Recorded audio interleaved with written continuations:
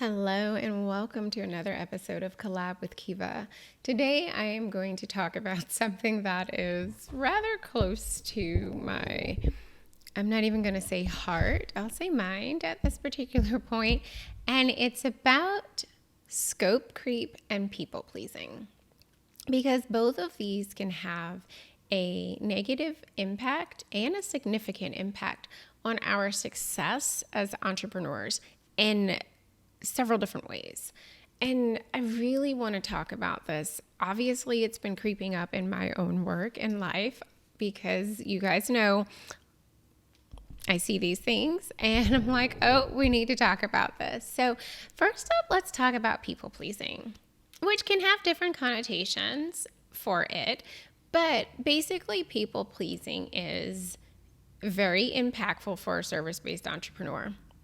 And people pleasing is often defined as when we prioritize the desires and expectations of others over our own needs and boundaries.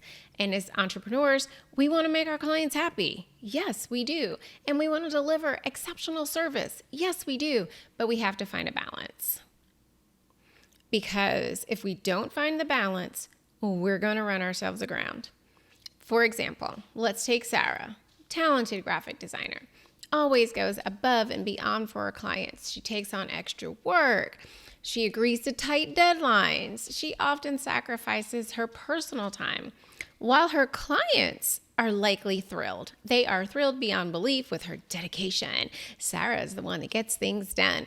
Sarah herself is likely feeling overwhelmed, burnt out, and really frustrated because she's unable to maintain a healthy work-life balance. Who can identify with Sarah? Raise your hand. Okay, so honestly, this has been such a thing lately where our composition, our makeup, who we are, in many instances, it can also hurt or harm us because consequences of people pleasing are far reaching. Like, we're not only talking the compromised boundaries that are existing, which, overwork, ultimately dissatisfaction, whether that's on the client's end or your end, and it affects our well-being, which also can impact our business's profitability and growth. Like, that's a lot in one small bubble of the impact of people pleasing if we don't do something to get it under control. Because the reality is sometimes we're choosing clients that, we might need money. And so we're taking on things that may not be clearly scoped out, may not be the best fits for us, may be a totally high maintenance client with expectations that you're never ever going to meet, no matter how much you bend over backwards in like a game of Twister. But whatever the reason, we have to start to understand that for ourselves, know which clients are best for us, what kind of work arrangement works best for us. And so then, figuring out how we make those things become aligned. And I talk about people pleasing and scope creep because I feel like the two of them are connected.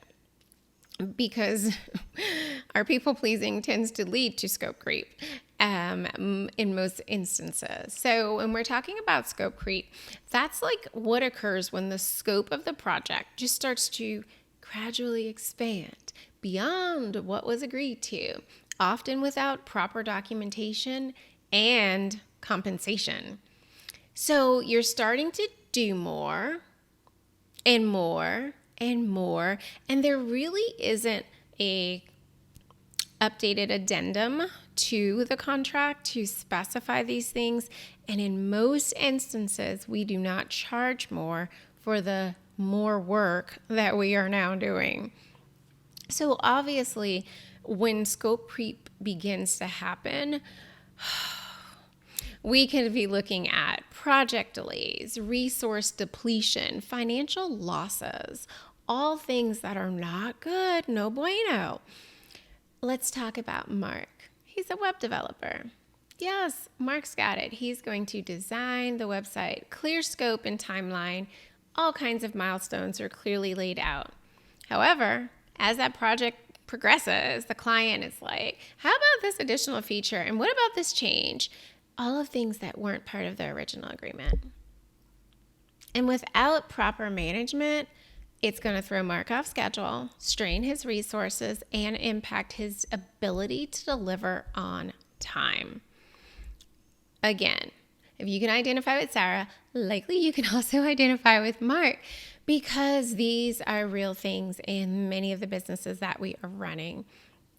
Things just start getting added to the plate. Maybe you started with a team and you were managing 4 independent contractors. The team has now grown to 8 independent contractors. Your pay is still the same, but I guarantee you managing 4 people is different than managing 8 people. So your position has increased, like the work and responsibility associated with it it's increased, but your pay hasn't.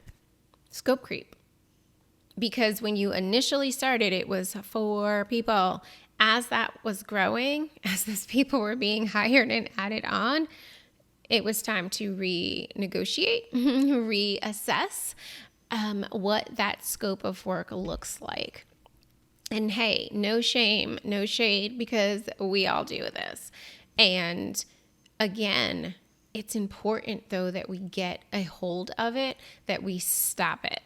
So setting some clear project boundaries, managing client expectations, they're both essential in mitigating.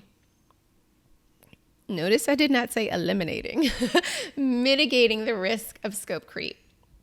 Because communicating the project scope, documenting the changes that, are taking place along the way, establishing transparent communication channels with your clients, all of the things that are needed to keep everyone on the same page.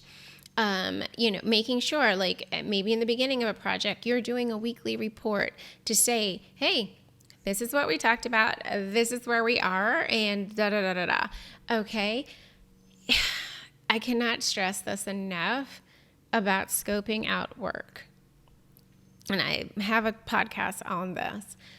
It is so critically important, because if your scope is generic, let's say you're going to provide operational management to the business, which includes team management, strategy, and project management.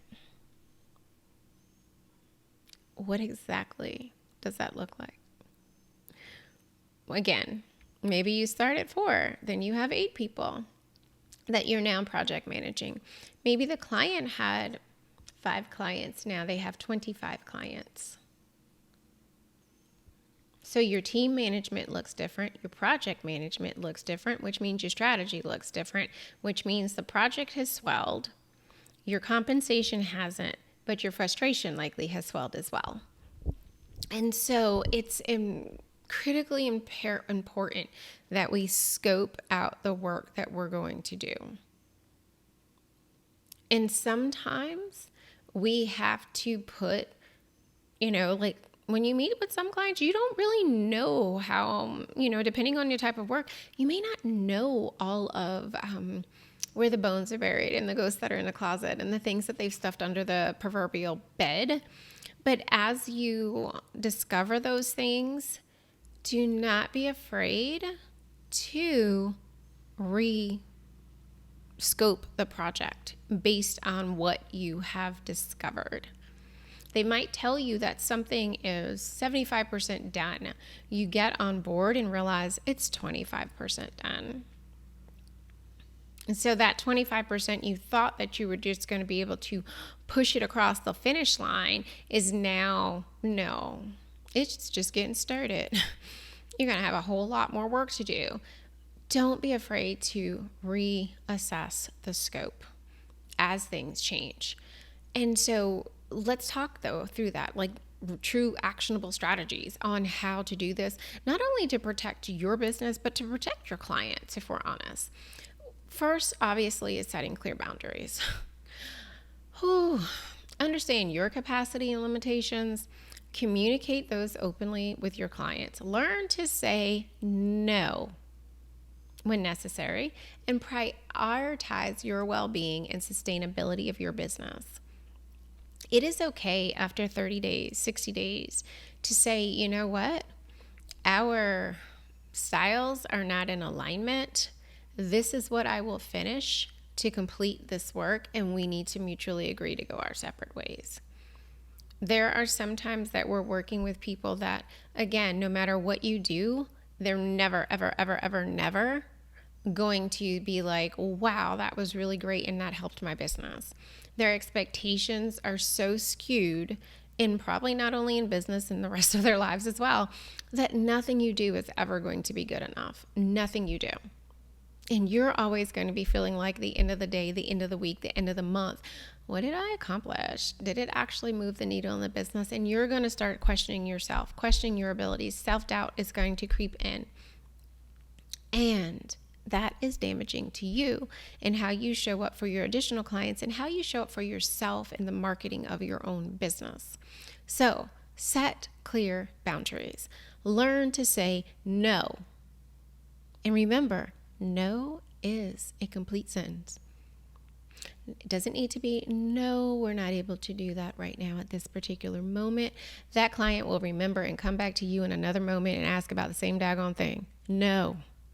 Because in most cases, they're probably not willing to pay for what it is that they really want. And they're trying to have that scope expand.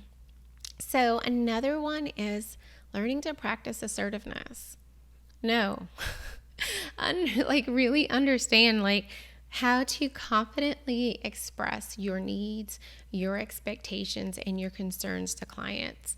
Because effective communication is truly key to maintaining healthy client relationships and managing expectations. And yes, we all would love for every single client engagement to work out and be happy and perfect. It's not going to be that way. You are going to kiss some frogs, bite into some lemons.